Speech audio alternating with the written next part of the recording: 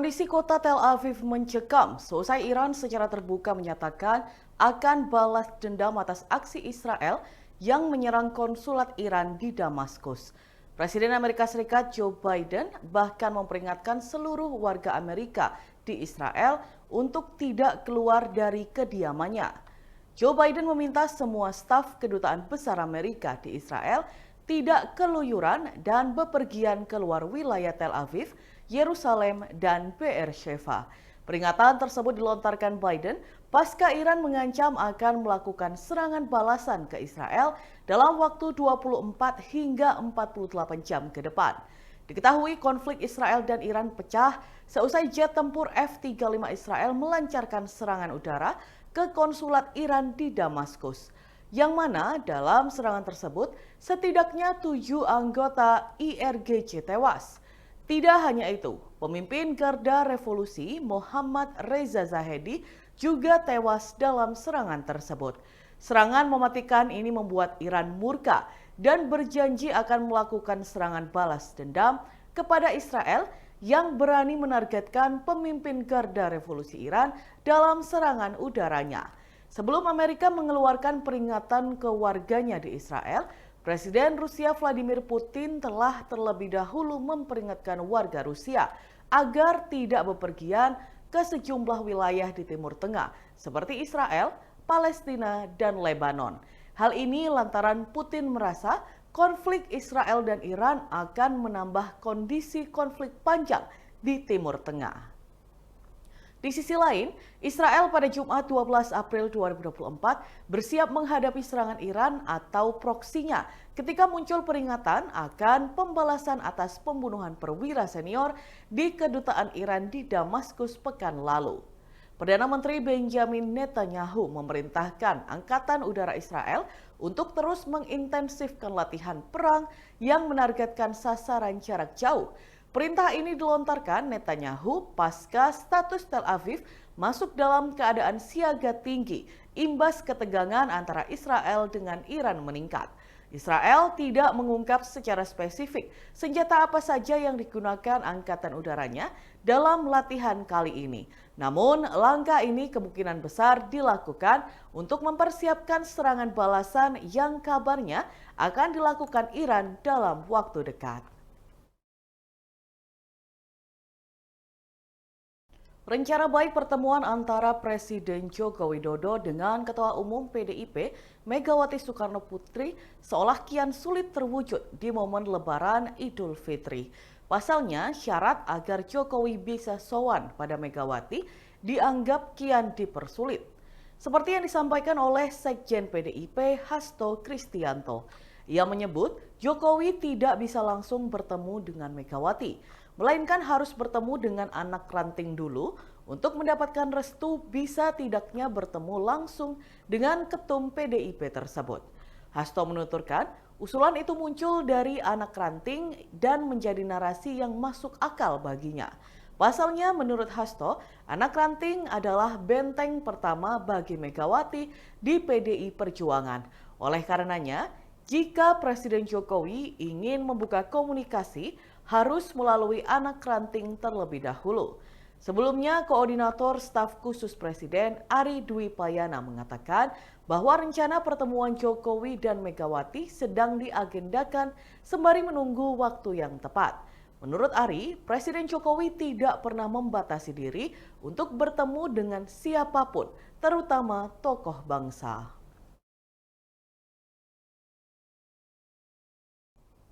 Mobil Fortuner yang dikendarai oleh seorang pria hingga menabrak warga di jalan raya rupanya milik mantan anggota TNI.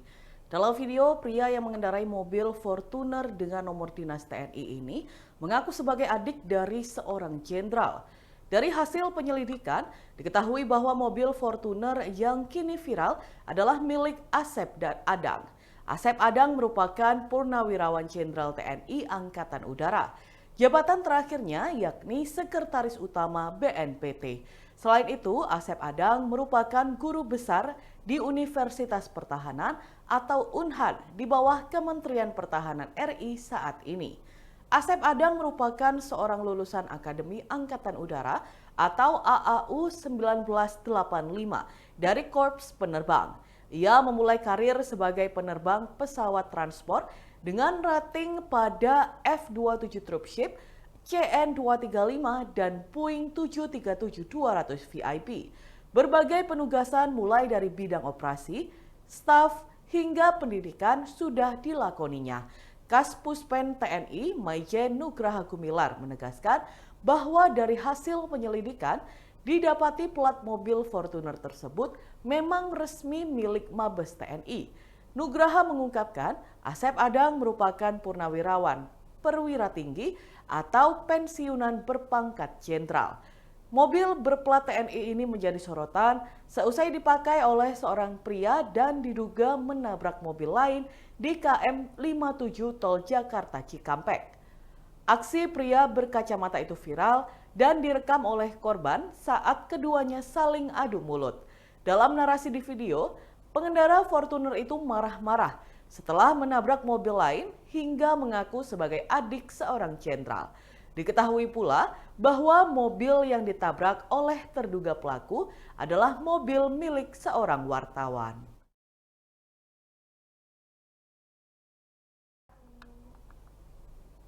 Terjadi peningkatan arus lalu lintas di jalur lintas selatan atau JLS atau Pansela Lot 6 Kecamatan Watulimo, Kabupaten Trenggalek pada H+3 Hari Raya Idul Fitri, Sabtu 13 April 2024. Arus lalu lintas didominasi oleh kendaraan pengunjung yang ingin berwisata di pantai-pantai yang ada di Teluk Perigi, mulai dari Pantai Pasir Putih, Pantai Mutiara, hingga Pantai Karanggongso.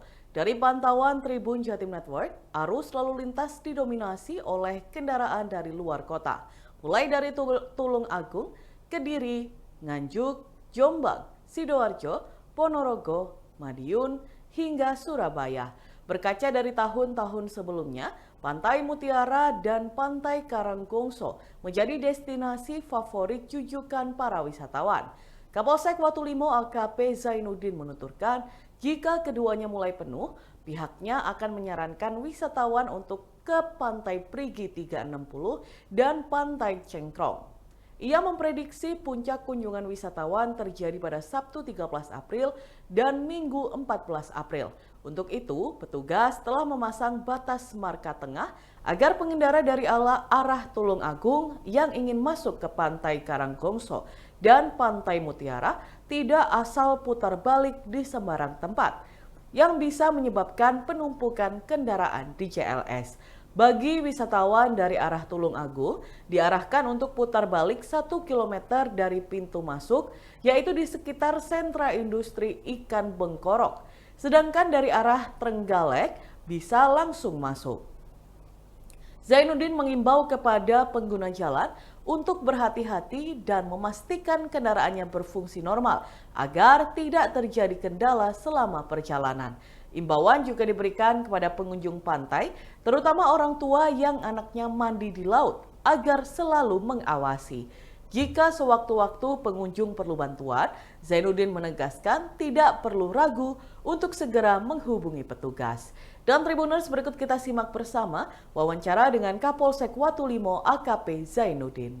Untuk pengunjung wisata hari ini memang ada peningkatan, namun untuk pantauan arus lalu baik yang dari arah Tulung Agung ke Watulimo juga masih terpantau ramai lancar. Sebaliknya dari Watulimo ke Tulung Agung juga terpantau ramai lancar. Dan tentunya kami menghimbau seluruh pengguna jalan agar selalu berhati-hati dan juga harus memastikan bahwa kendaraannya sehat sehingga memperlancar dalam perjalanannya. Itu, dan juga kami himbau juga seluruh pengunjung pantai agar selalu berhati-hati dan terutama pada anak-anaknya yang mandi di laut agar selalu diawasi sehingga aman. Dan apabila ada hal-hal yang perlu bantuan, segera menghubungi petugas yang ada di lokasi wisata. Dan apabila nanti ada penumpukan di tempat wisata baik yang di Mutiara maupun di Pasir Putih itu penuh, kami sarankan nanti agar ke Pantai Perigi atau 360 dan juga Pantai Cengkrong. Kalau untuk prediksi puncaknya hari ini dan besok. Jadi untuk kemarin juga masih landai, masih normal. dimungkinkan hari ini dan juga besok untuk yang tahun kemarin kami kerjasama dengan Dinas Pariwisata kami lakukan untuk memberikan batas ya di tengah itu kami supaya masyarakat tahu putarannya untuk mau ke pantai itu di mana sehingga tidak terjadi penumpukan. Karena terjadi penumpukan kan disebabkan karena putarnya itu kadang-kadang di sembarang tempat sehingga kami arahkan dan kami kasih pembatas di tengah jalan sehingga saat ini juga berjalan dengan baik dan lancar. Pada Lebaran hari keempat Idul Fitri 1445 Hijriah, arus lalu lintas di Jalan Nasional Lamongan Babat masih terpantau padat. Kepadatan kendaraan didominasi oleh kendaraan pribadi dari berbagai daerah. Pada Sabtu 13 April 2024, ribuan kendaraan pemudik dari luar kota mulai memadati ruas Jalan Nasional Babat Lamongan yang menyebabkan kemacetan di sejumlah titik. Seperti kepadatan yang memicu kemacetan di sepanjang Jalan Nasional Jalan Panglima Sudirman Jaksa Agung Suprapto. Selain karena bertambahnya volume kendaraan, kemacetan juga terjadi karena banyaknya penyeberangan, sehingga semua kendaraan yang melintas harus mengurangi kecepatan. Sementara itu, petugas kepolisian terlihat mengatur arus lalu lintas kendaraan para pemudik. Akibat lonjakan kendaraan, kemacetan pun tak terhindarkan di sejumlah titik lainnya, seperti di Simpang Terminal Lamongan, Simpang 4 Kaliotik, hingga jalur 2 perlintasan kereta api depan kantor Pengadilan Agama dan Barat Terminal Lamongan. Keberadaan relawan di 3 titik penyeberangan juga tidak mengurangi penumpukan kendaraan di ruas jalan penyeberangan yang mereka jaga. Kanit Kamsel Satlantas Polres Lamongan, Ibda Anton Krisbiantoro mengatakan kepadatan kendaraan terjadi pada satu jalur menuju Surabaya atau arah timur. Menurut Anton, lonjakan volume kendaraan pemudik diduga masih terus ada peningkatan. Puncaknya diprediksi pada Sabtu, Minggu hingga Senin. Pihaknya pun mengimbau kepada para pemudik agar berhati-hati saat berkendara dan menaati rambu lalu lintas selama perjalanan mudik Lebaran ke kota tujuan. Lebaran Idul Fitri menjadi momen yang pas untuk berkumpul bersama keluarga dan sanak saudara. Memanfaatkan momen Idul Fitri tidak lengkap rasanya jika tidak menikmati kuliner khas Lebaran. Kuliner khas Lebaran di Kota Malang yang bisa dinikmati saat libur Lebaran, yakni warung sate dan gulai kambing Bang Saleh Malang. Warung sate dan gulai kambing Bang Saleh memang cukup melegenda di Kota Malang. Berdiri sejak tahun 1970, kelezatan daging kambing yang empuk dan anti amis serta bumbunya yang khas membuat namanya membahana seantero Malang. Pengunjung bisa mencicipi sate kambing khasnya serta sejumlah hidangan daging kambing lainnya. Warung ini berlokasi di Jalan Ade Irma Suryani, nomor 42 daerah Kauman. Jika sedang berlibur di daerah alun-alun Jalan Merdeka Malang, Tribuners bisa langsung melipir ke warung ini sembari menikmati suasana kota. Warung sate dan gulai kambing Bang Saleh buka setiap hari pukul 9 pagi hingga setengah 11 malam. Khusus di hari Jumat, bukanya mulai jam 15 sore. Selain sate dan gulai kambing, ada pula sate ayam dengan atau tanpa lemak. Menu lainnya yang bisa dicicipi yakni gulai kambing kacang hijau, sop kaki kambing, nasi biryani, krengsengan, dan nasi kebuli. Daging kambingnya yang empuk dan tidak berbau amis membuat banyak orang suka dengan hidangan kambing ini. Daging kambing di sini diolah secara empuk, lembut dengan bumbu yang meresap. Olahannya juga berlaku untuk gulai, sop kambing, kambing goreng, dan menu lainnya. Dan Tribuners, berikut kita simak bersama wawancara dengan owner atau pemilik sate Bang Saleh, Laili Fitriah Liza Minelli. Warung sate Bang Saleh ini berdiri sekitar tahun 70-an. Dulu awalnya?